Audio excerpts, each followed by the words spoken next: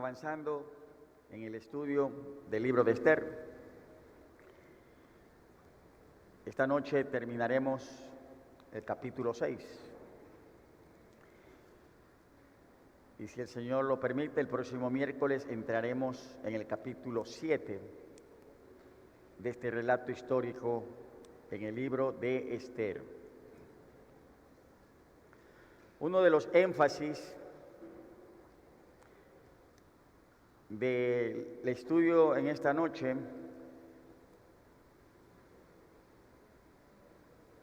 está en el tema sabios inesperados.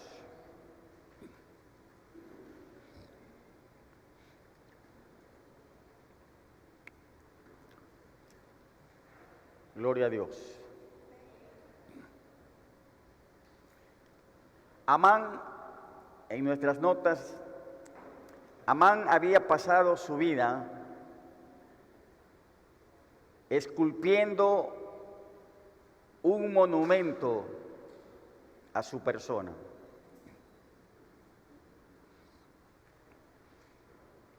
Así había pasado la vida este hombre,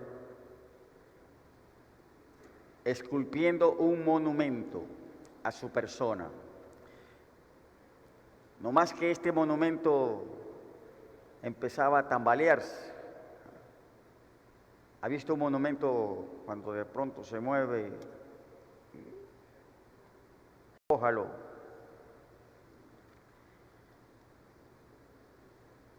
No importa cuán exitosos parezcan por un tiempo los amanes de este mundo, al final se demuestran que son un fracaso. Peor aún, necios.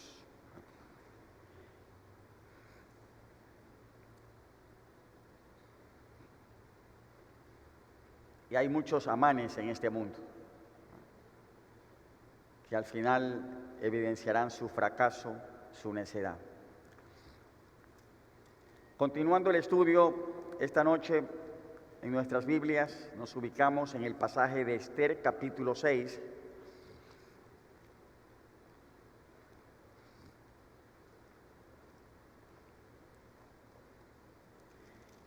Los 3 últimos versículos de este capítulo.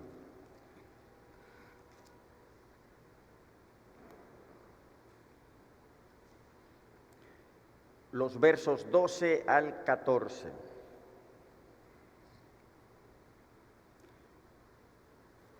Le invito a participar de la palabra de Dios en este pasaje, Esther 6, verso 12 al 14.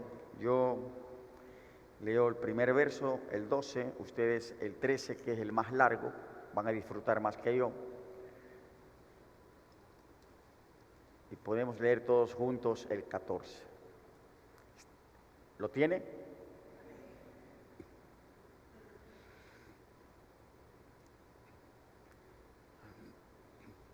Después de esto, Mardoqueo volvió a la puerta real.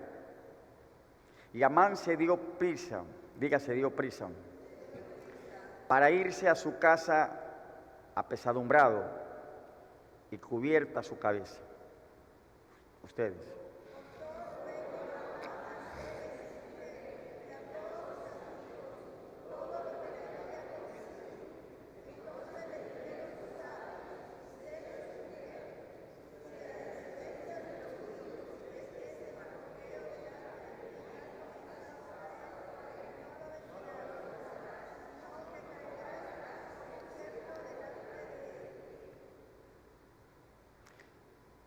Versículo 14, todos juntos.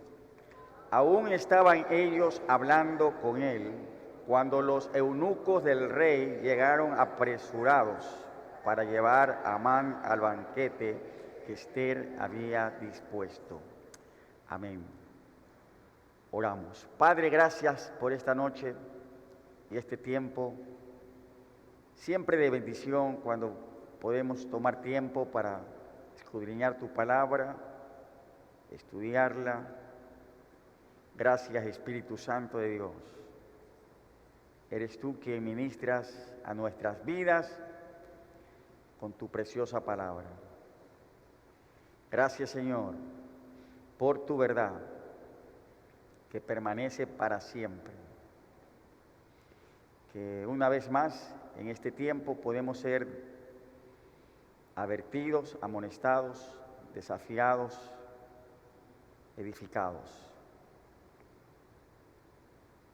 En el nombre de Jesús oramos, dándote las gracias. Y la iglesia del Señor dice, amén.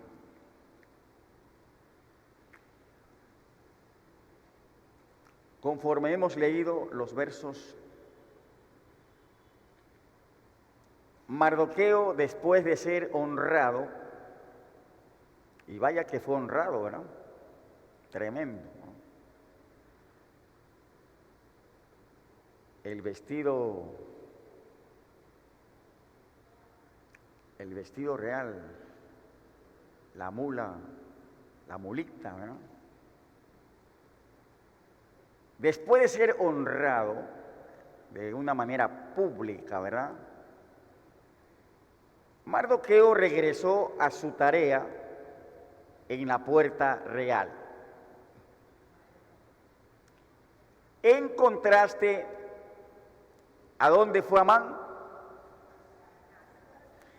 Según el versículo 12, ¿verdad? Amán se dio prisa para irse a su casa. Amán fue a su casa. ¿Cómo iba? Apesadumbrado y cubierta su cabeza, ¿verdad? Tremendo, ¿verdad?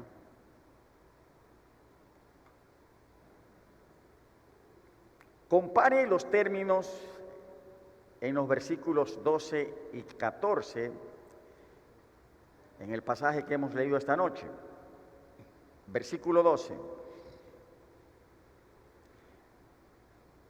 Amán se dio prisa, diga se dio prisa, para irse a su casa. Es la frase que complementa la línea allí. Amán se dio prisa para irse a su casa, ¿verdad? Iba apesadumbrado, iba con la cabeza cubierta, iba deprisa.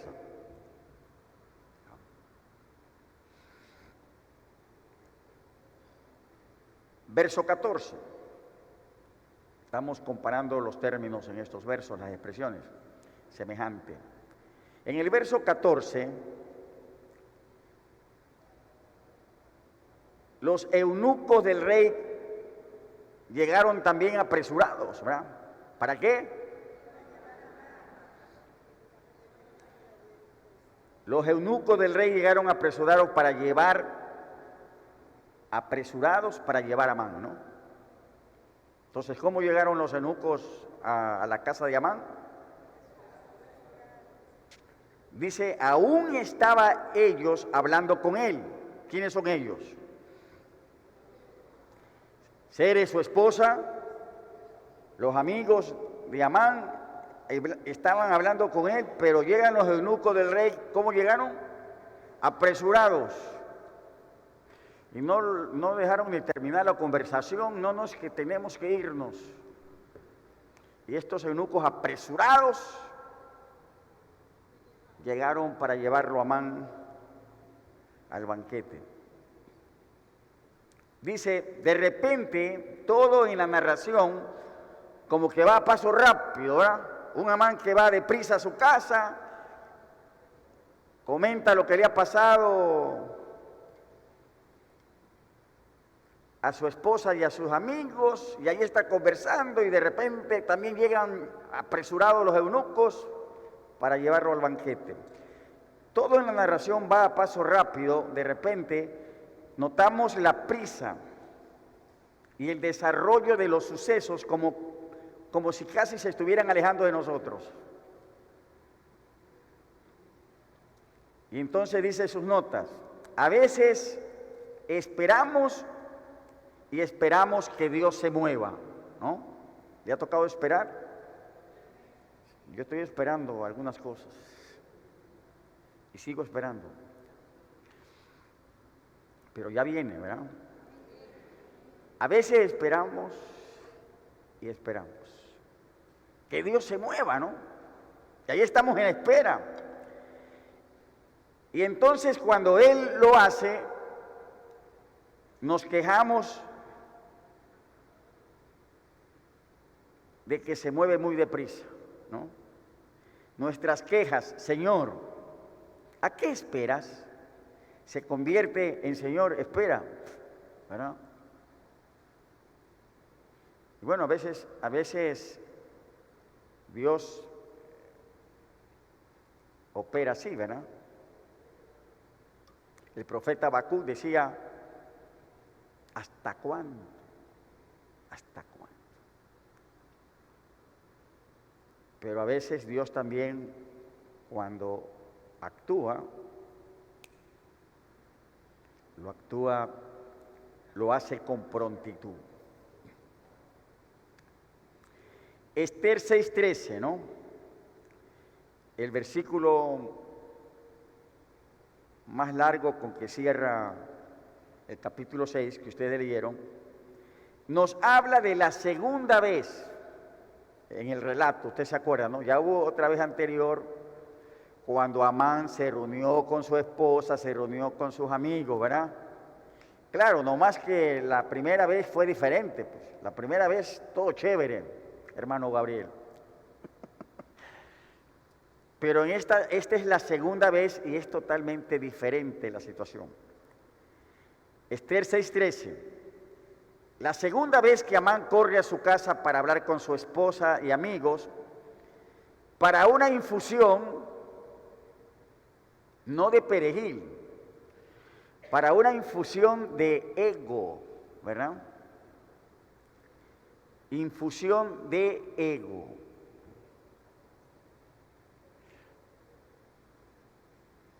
Sí, podemos captar la idea, ¿verdad? ¿Cómo ha llegado él deprisa? ¿Ah? Ha llegado por los suelos. El ego de Amán, el ego, E-G-O, el yo, ego. El ego de Amán está, pero por el piso. Ha llegado ahí apesadumbrado, se ha dado prisa en llegar a su casa, corre a su casa para hablar con su esposa, amigos, para una infusión de ego, ¿verdad? O sea, quería él, pues, de alguna forma que alguien lo levante, ¿verdad? Lo que me acaba de pasar. Amán ha llegado a la cima para luego tener una pasmosa caída. Volverse a los familiares y amigos en tiempos de necesidad o de celebración es apropiado. Gracias por los amenes, ¿no? En tiempos de necesidad o de celebración, volverse a los familiares, a los amigos, es apropiado. Pero Amán casi dejó seco a su grupo de apoyo.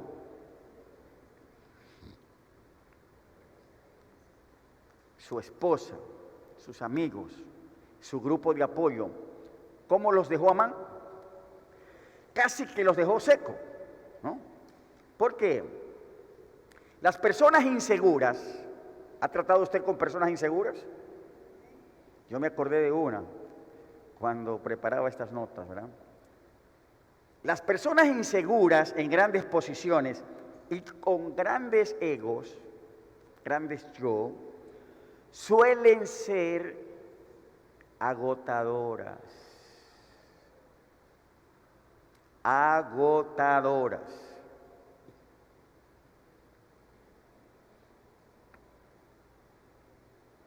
Rara vez salen de su egocentrismo el tiempo suficiente para corresponder a los demás. y cuando lo hacen generalmente es para sacar algo para ellos. Las personas inseguras, en posiciones grandes, con egos grandes, que suelen ser agotadoras. Y entonces, así era Amán, esta clase de persona. Ahora está en este pasaje, ahora está lleno de inseguridad, su ego está muy lastimado, muy tocado, y entonces dice las notas que usted completó, Amán casi dejó seco a su grupo de apoyo, ¿no? Personas inseguras en grandes posiciones y con grandes egos suelen ser agotadoras. ¿Ha tenido usted alguna experiencia semejante así? ¿Ah? Imagínese este pastor. Estaba recordando yo, mucho más joven, ¿verdad? Pero ya era pastor. Y siempre en el deseo de servir, y me llama un hermano mayor. Yo era pastor joven. Le repito esto porque el hermano que me llamó era mayor que yo, tenía más edad. Él no era cualquier hermano tampoco, tenía un liderazgo, tenía cierto talento, había hecho ciertas grabaciones. Y lo cierto es que me llama porque decía que estaba pasando por un tiempo, no sé si como Amán tal vez, estaba pasando por un tiempo difícil y necesitaba ayuda, consejo. Yo no sé cómo me llamó, de qué forma me llamó, y yo acepté ir a la casa de él para ayudarle, aconsejarle. Oiga, mi hermano, hasta ahora lo recuerdo. En ese tiempo yo vivía, porque yo era soltero todavía, imagínense este pastor solterito. Yo vivía por el centro cívico, al sur, con mis padres. Y este hermano que me llamó en su crisis, vivía en Urdesa, por Urdesa Central. En ese tiempo yo no tenía carro y tampoco plata para andar cogiendo taxi, ¿verdad? Así que había una línea que justo iba hasta Urdesa. Lo cierto, hermano, es que llegué para tratar de ayudar al hermano. Llegué como a las 8 de la noche. Oiga, mi hermano, eran las 12 de la noche. Este hermano que seguía con su problema y yo le escuchaba y le daba ciertas pautas, vamos a orar, y él otra vez. Entonces llegué a un momento en que yo ya no sabía qué decirle, ya le había dicho todo. Y ya miré el reloj, le dije, hermano, yo estoy lejos. Lo siento, pues yo voy a tener que regresar.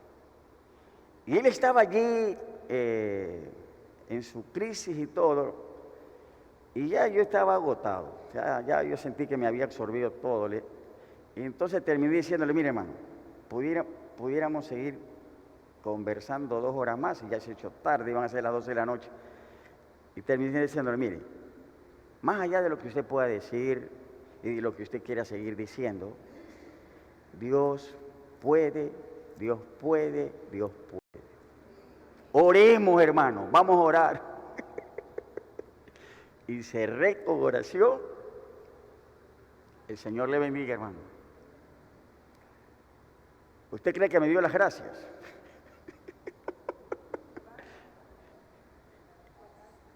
Y algo parecido es lo que está pasando aquí con Amán.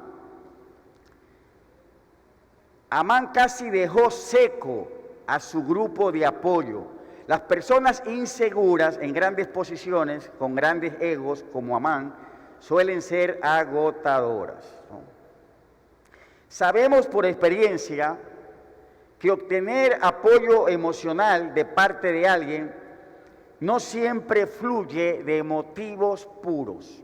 Eso es otro aspecto para considerar, ¿verdad? Obtener apoyo emocional de parte de alguien no siempre fluye de motivos, es la palabra, de motivos puros. Tarde o temprano las personas se cansan de este tipo de individuos y ya no se preocupan de ocultar sus verdaderos sentimientos. Algo de esto sucedió en la casa de Amán aquel día. Note la audacia de Zeres y sus amigos. ¿Qué era lo básico que le dijeron en el versículo 13? Su esposa y sus amigos, ¿no?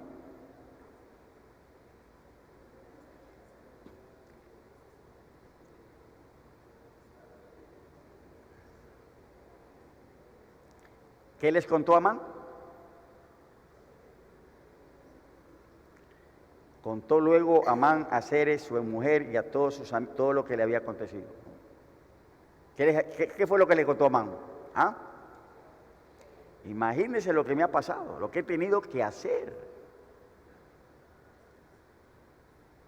Yo he tenido que llevar a ese Mardoqueo en la mula del rey con traje real por la plaza pública, y yo he tenido que ir pregonando delante de él, y el hombre bien sentado ahí, ¿verdad?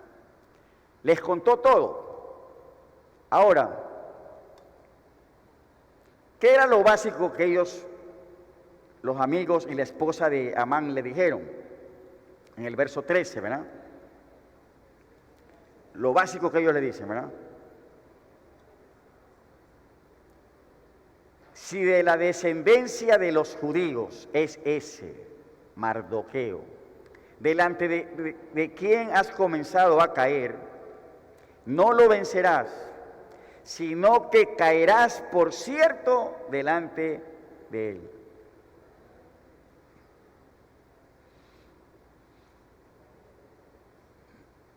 Está lo básico que ellos le dijeron. Hay consuelo, hay guía. Más bien le dijeron que caería, puede usted poner esa frase, caería, diga caería delante de Mardoqueo. Ahora dice, note el cambio de los términos, ¿no? En el versículo 13 dice, lee el versículo con cuidado. Se alude a las personas reunidas en la casa de Amán con dos términos. Versículo 13, ¿verdad?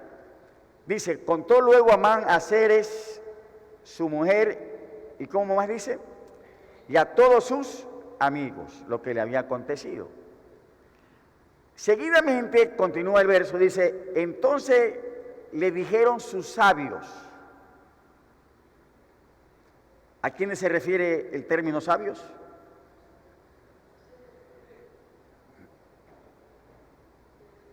Se alude a los amigos de Amán en este verso con dos términos. Los llama sus amigos, pero también los llama sabios. Porque en la casa está su esposa y sus amigos. Entonces, queremos notar esto, ¿no?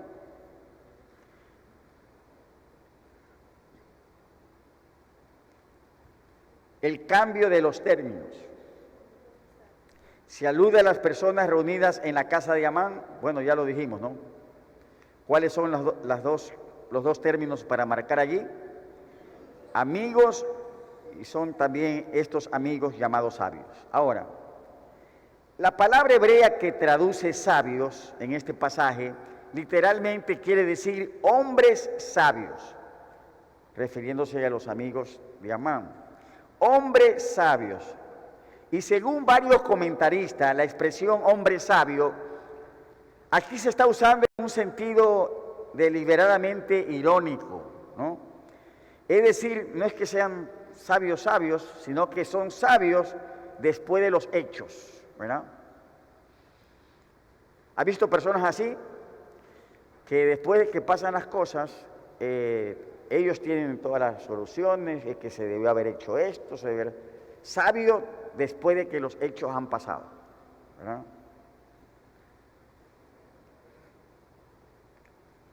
Por eso algunos comentaristas dicen que esta expresión hombres sabios, refiriéndose a los amigos de Amán, está siendo usado en un sentido irónico, o sea, sabio después de los hechos. Y tenemos la pregunta, ¿cuándo fue la última vez que usted quiso gritar? ¿Ahora me lo dices? ¿No ha querido gritar usted alguna vez?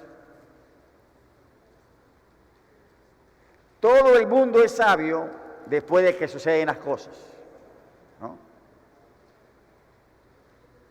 ¿Ha visto personas así? Que después de que pasan las cosas, están llenas de opiniones, ¿no? Es que se debió haber hecho esto. El partido de fútbol lo pierde por goleada. Y después de que ha sufrido la goleada del equipo, entonces, no, es que el técnico debió haber hecho esto. Es que los cambios que hizo no fueron los mejores cambios, ¿no? ¿Ha visto esos programas deportivos, ¿no? Los comentaristas. Sabios después de que se ha jugado el partido, ¿no? Todo el mundo es sabio después de que suceden las cosas. Turbados preguntamos, ¿por qué no me lo dijiste cuando lo necesitaba? Y la pregunta en sus notas está resaltada con negrita porque dice, hagamos una pausa por un momento y hablemos sobre las posibles respuestas a esa pregunta, ¿no? ¿Por qué no me lo dijiste cuando lo necesitaba?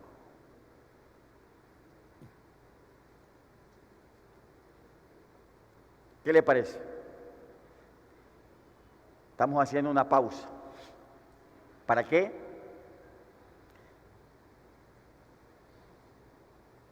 Para encontrar posibles respuestas a la pregunta, ¿por qué no nos dicen las cosas cuando lo necesitábamos y no cuando ya han pasado, ¿verdad?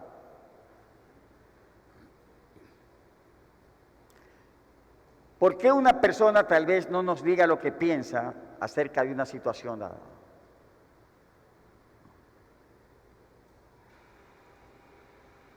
¿Qué piensa usted? ¿Verdad?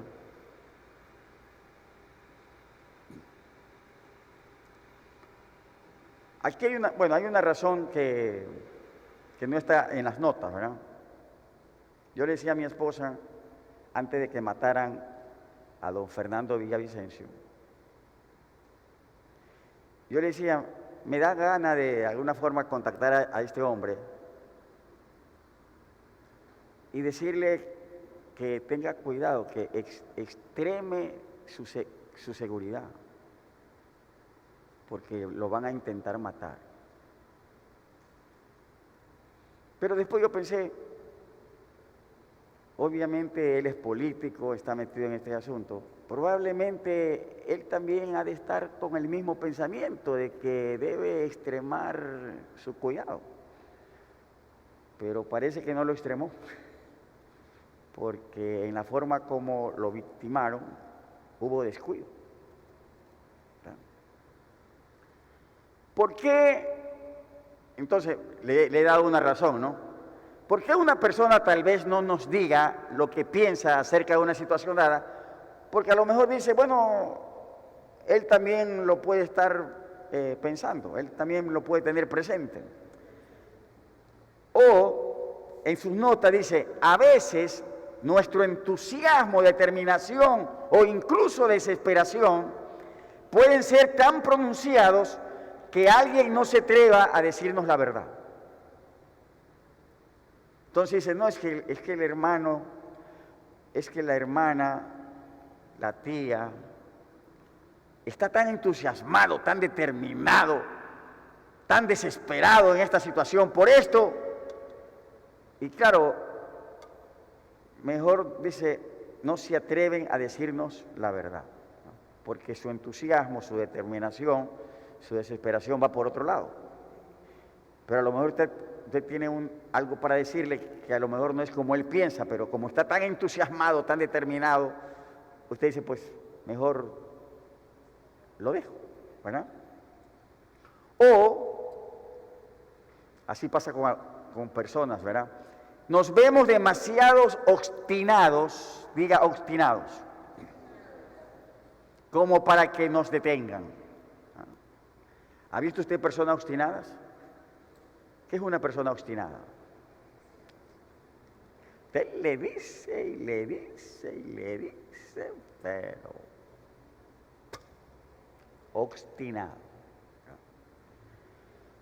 Y a veces pasa que nos pueden ver demasiado obstinados, entonces no van a decir nada para detenernos. 2 palabras hay en negrita ahí, ¿cómo dicen? Diga, ayúdame, Señor. ¿No puede decir ayúdame, Señor?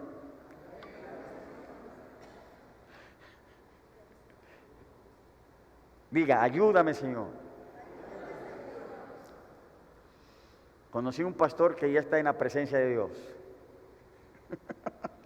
Pero siempre le salía esta frase a él. Ayúdame, Señor. Ayúdame, Señor.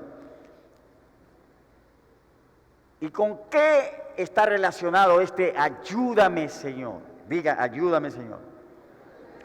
Está relacionado con lo que viene a continuación. Dice, quiero estar dispuesto a recibir buen consejo, incluso cuando desvanezca mis grandes ideas.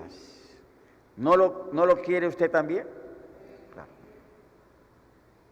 Si es un buen consejo, pues que lo pueda recibir, aun cuando a lo mejor algo concebido que yo lo tengo como infalible, no va a ser así, ¿no?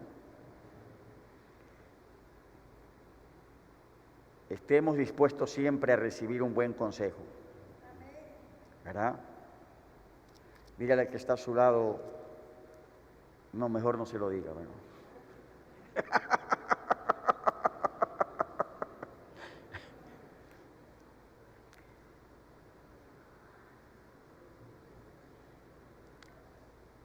A veces no conviene ser obstinados. No conviene ser obstinados. ¿Ha visto personas ahí, no? Obstinadas, ¿verdad? Por ahí sacó la cabeza y por ahí quiere ir. Mete la cabeza No, que por aquí salgo. Por aquí salgo. Se acabó.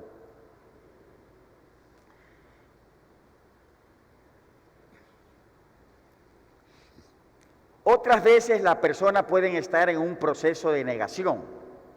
Personas en un proceso de negación, reprimiendo sus recelos. ¿Sí podemos captar la idea, hermanos? Personas en un proceso de negación, reprimiendo sus recelos, ¿no? O sea, son personas que ellas mismas se están dando cuenta, ¿no? De que las cosas no van a resultar, esto va para mal, pero ellas están en un proceso de negación, aunque están sintiendo que las cosas no se van a dar como ellos piensan, se niegan reprimiendo sus recelos, porque dicen, no, esta vez sí, esta vez sí. Entonces, cuando ocurre la peor de las situaciones, desde el fondo de su mente los pensamientos son catapultados hasta el frente y de pronto se da cuenta que sabía que eso es lo que iba a suceder. Bien, un comentario explica el cambio que sucede en los corazones de Ceres y los amigos de Amán de la forma siguiente. Las situaciones difíciles quitan la capa de los rasgos de carácter superficiales. Las situaciones difíciles, ¿qué quitan? esa capa que a veces uno puede mostrar de un rasgo de un carácter superficial. Las situaciones difíciles quitan la capa de los rasgos de carácter superficiales. La esposa y los amigos de Amán le dieron consejo y ánimo cuando estaba en la cúspide de su poder. Eso está en el pasaje que ya vimos en el capítulo 5, verso 9 al 14, ¿no? Cuando estaba en la cúspide de su poder, que la reina me ha invitado solamente a mí al banquete, que el rey... Allí le dieron palabras de consejo y ánimo. Sin embargo, cuando él está en desgracia, solo le ofrecen palabras negativas que no lo consuelan ni lo guían. Versículo 13. En este verso 13, por ningún lado usted ve para Amán, de parte de Zeres, su esposa, de sus amigos, llamados sabios entre comillas, no hay palabra de consuelo, de guía, ¿no? Le ha contado a sus amigos todo lo que le había acontecido y hay una guía para él. ¿Hay algún consejo, algún consuelo, una palabra de ánimo? No. ¿Qué es lo que le están diciendo? Vas a caer. Eso es lo que le están diciendo, ¿verdad? La amistad que le mostraron desaparece pronto en el capítulo 6 cuando experimenta dificultades, ¿no? De manera que solo le ofrecieron palabras negativas y Amán no tuvo ni guía ni consuelo. Pasó por un tiempo difícil cuando sus amigos emocionalmente se distanciaron de usted. Gloria a Dios. Cuando usted escucha un gloria a Dios, dígame. Dice, pasó por un tiempo difícil cuando sus amigos emocionalmente se distanciaron de usted. ¿Aló? ¿Ha pasado por un momento así? ¿O no? ¿O solamente a mí me ha pasado?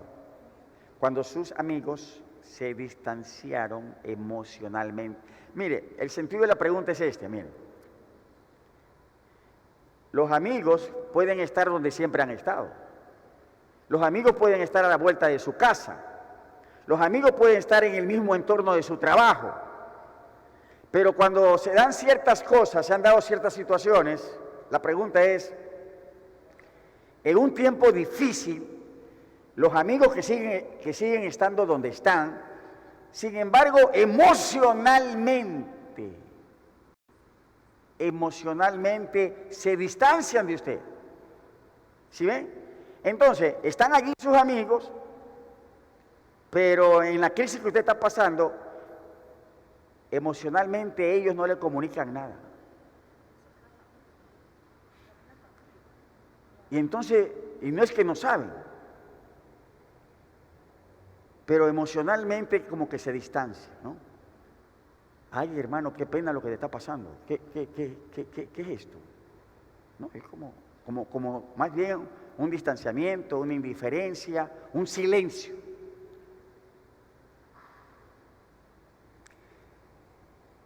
Ese es el sentido de la pregunta, ¿no? Si así fue, amigos emocionalmente que se distanciaron de usted, ¿cuál cree que fuera la raíz del asunto? ¿Ah? ¿Por qué en ciertas situaciones los amigos emocionalmente como que se distancian, ¿no? Entonces no hay empatía, no hay identificación con usted, están allí pero emocionalmente no comunican nada en medio de la situación que usted puede estar atravesando. Dice, la raíz de esto puede ser, a veces las personas temen debido a una superstición que las dificultades también lo alcanzarán. Y entonces como que hay hay una especie de superstición, ¿verdad? Lo que le está pasando a él puede ser que a la final me termina sucediendo a mí también. O simplemente se les agota la energía emocional para continuar apoyándonos, ¿no? Gloria a Dios, ¿no? Alabado sea Dios. Él nunca tiene temor de nosotros, ni se cansa de nosotros. Gloria a Dios. ¿Estamos, hermanos?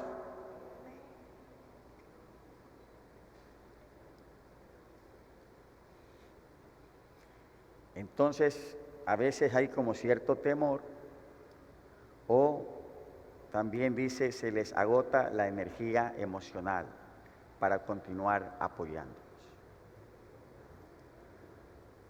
Hubo una ocasión cuando un pastor estaba pasando por un tiempo difícil, afectada a su familia, y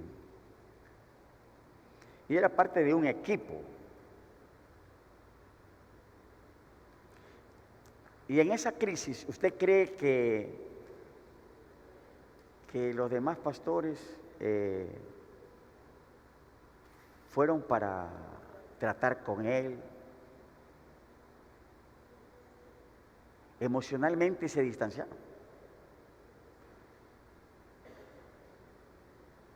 Yo sí fui. Creo que fui el único pastor que fui. Hermano, ¿cómo estás? A darle ánimo. Creo que fui con mi esposa.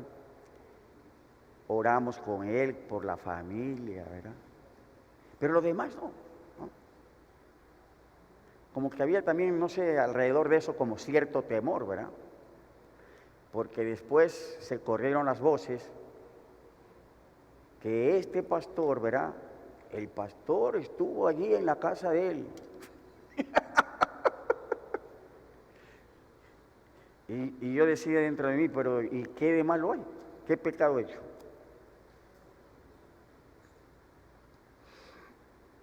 Bien, está en plural, en plural. La pregunta, ¿qué razones dieron Zeres y los amigos de Amán para su muerte certera? Porque le están diciendo que él va a caer delante de Mardoqueo. Ese caer habla de su muerte. ¿Qué razones dieron Zeres y los amigos de Amán para su muerte certera? Versículo 13, ¿verdad? ¿Puede ver ahí las razones? ¿Hay una razón, hay dos razones o no? ¿O hay tres? ¿Cuántas razones hay? ¿Ah? ¿Cuántas razones hay? Entonces le dijeron sus sabios y Zeres su mujer, ¿no? ¿Cuántas razones hay? ¿Tres o dos? Tres. Dice, ¿qué razones dieron Zeres y los amigos de Amán para su caída, para su muerte certera? ¿Cuál es la...? A ver, vamos a ver, porque dijeron tres. ¿Todos están de acuerdo que hay tres?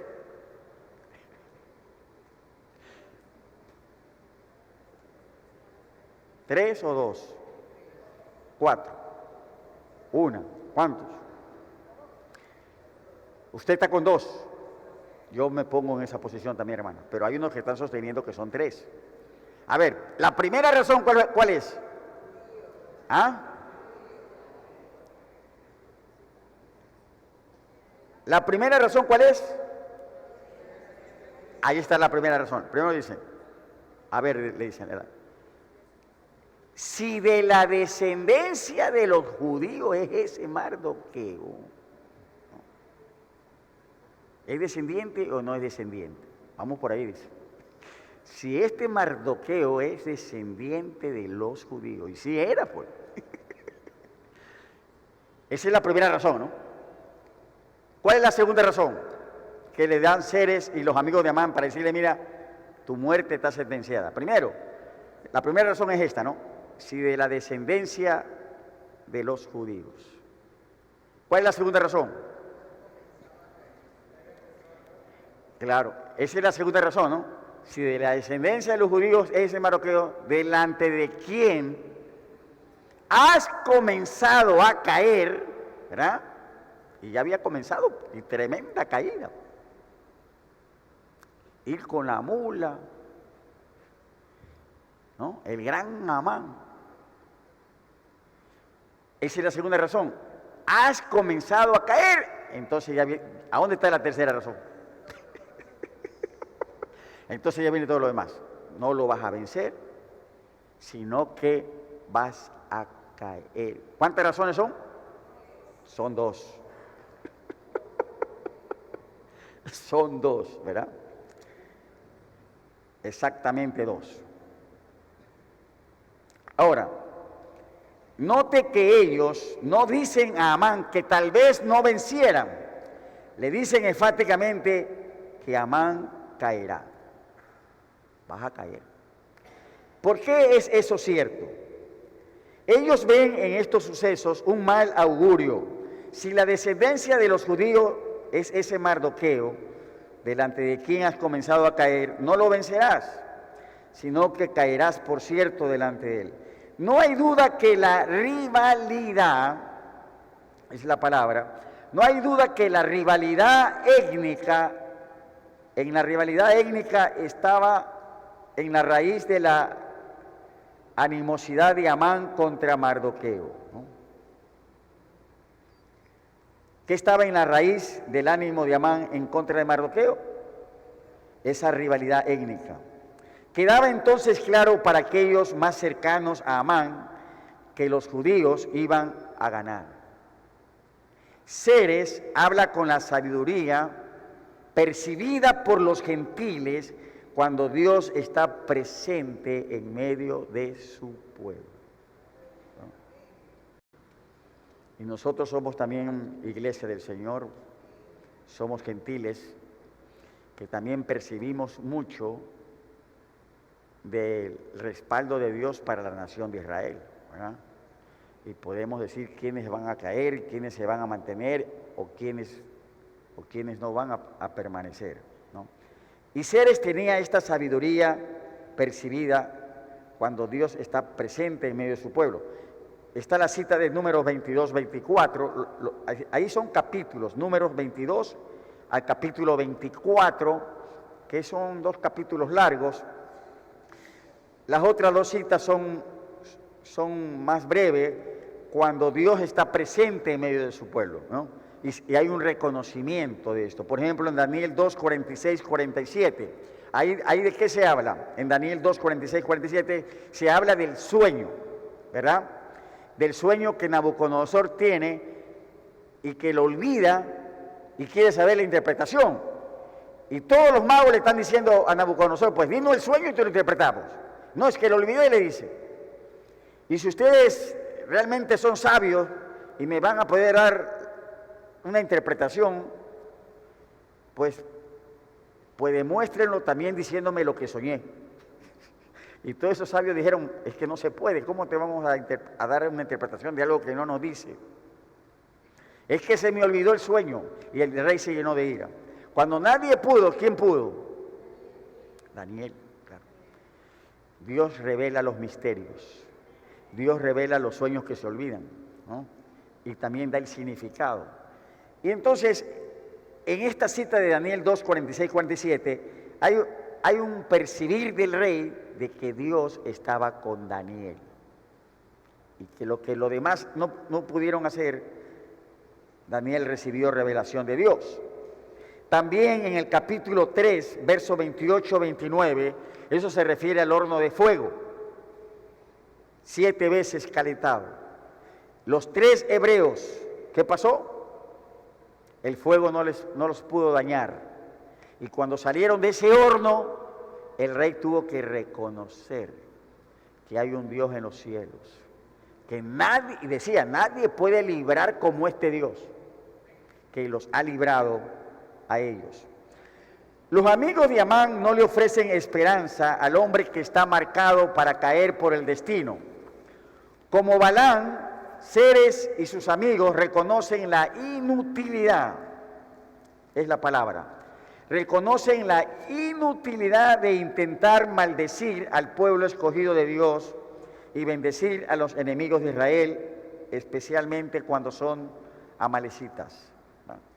Y esas dos citas hacen referencia a Éxodo 17, número 24, de la rivalidad que hay entre los amalecitas de generación en generación, y cómo Dios estaría para librar su pueblo. Ahora, las palabras de Zeres y de los amigos de Amán son una terrible predicción para los que no pertenecían a Dios. Para los que vivimos en pacto con Dios a través de Cristo, ¿cuántos vivimos en pacto con Dios a través de Cristo? ¿Qué clase de ánimo podemos recibir de este concepto? ¿Ah? Es todo lo contrario, ¿verdad? Nosotros somos el pueblo de Dios. Y Dios va a estar con nosotros. Los enemigos de la iglesia, de los creyentes, del pueblo de Dios, están enfrentándose con Dios mismo, ¿verdad? Y Dios es por nosotros. Nadie podrá prevalecer contra nosotros. Antes de concluir el estudio de esta noche, queremos prestar atención a un juego de palabras, ¿no? Dice, un juego de palabras que no es tan evidente en el lenguaje moderno, o sea, es más evidente este juego de palabras en el texto original. Tiene que ver con la palabra hebrea que traducimos como caer.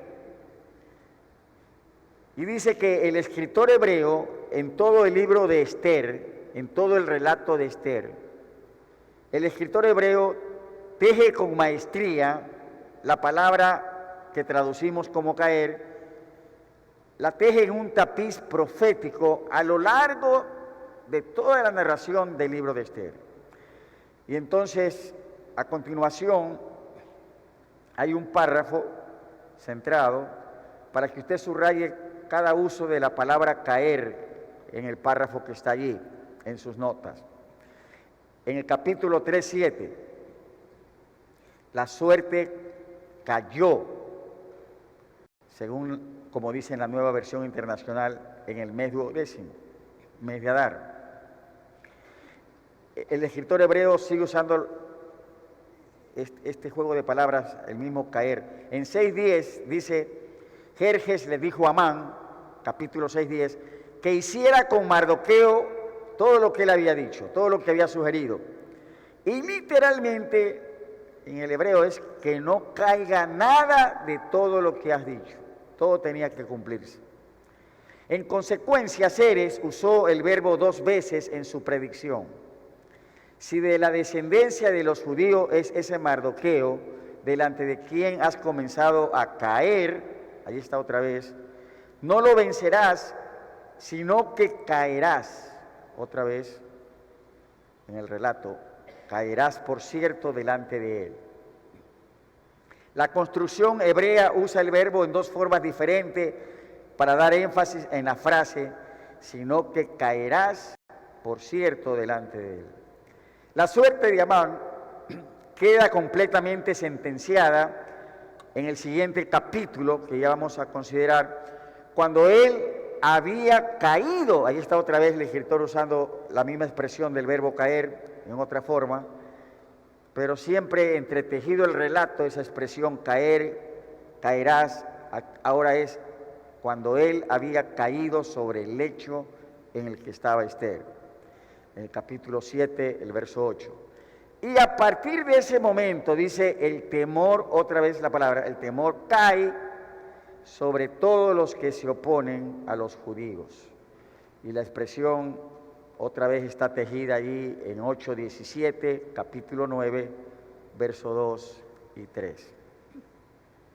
En términos menos académicos, nadie puede caer más que aquel que se ha elevado a sí mismo. Por otro lado, el humilde será elevado en el tiempo oportuno. Como está escrito, humillaos pues bajo la poderosa mano de Dios, para que Él os exalte cuando fuere tiempo. ¿Qué es el consejo? Humillaos bajo la poderosa mano de Dios, para que Él os exalte cuando fuere tiempo. ¿Qué hay que hacer? Humillar. Entonces usted se postra, humillarse bajo Dios. Señor, no soy nada. Es tu misericordia. Es tu amor, tu benignidad. Humillaos bajo la poderosa mano de Dios para que Él los exalte cuando fuere tiempo. Amados, todo caerá delante del trono de Dios. Todo caerá delante del trono de Dios, y bendito sea aquel y bendita sea aquella que no tiene mucho camino por recorrer, porque ya ha sabido postrarse ante Él. Bendito sea Dios. Amén y amén. Oramos. Padre, gracias te damos esta noche por tu palabra. Tú estás en control de todo. Y gracias, Señor.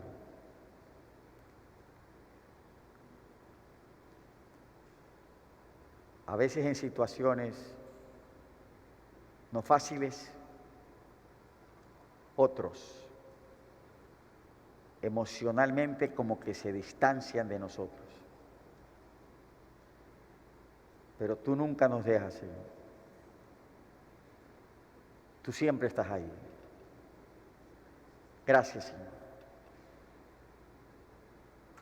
Eres nuestro amparo y eres nuestra fortaleza. Gracias, Señor, te damos. Guárdanos, Señor. Es una lucha. Guárdanos con un espíritu humilde, aprendiendo siempre de nuestro Salvador, humilde del corazón. Y que continuamente, Señor, en tu presencia,